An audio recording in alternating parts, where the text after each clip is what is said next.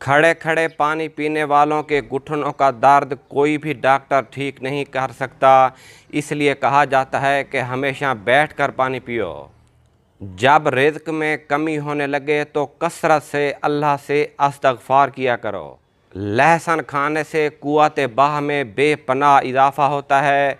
इसके इस्तेमाल से खून पतला होता है, जिससे शरीयानें साफ़ हो जाती हैं। मैदे की तेज़ाबियत से बचना चाहते हैं तो खाना हमेशा थोड़ा खाएं और बिस्तर के सरहाने को ऊंचा रखें। अदरक को रोज़ाना किसी भी तरीके से इस्तेमाल करने वालों को बीमारियां बहुत कम आती हैं। घुटनों में दर्द हो तो अंजीर खाने से कम हो जाता है। रात की रानी का फूल सूंघने से थकावट ख़त्म हो जाती है। अगर नींद ज़्यादा आती है तो दूध में बड़ी इलायची डालकर पियो। सोने से पहले चाय पीने से दिमाग कमज़ोर होता है। हींग को सूंघ लेने से बार बार छींक आने का मसला ख़त्म हो जाता है।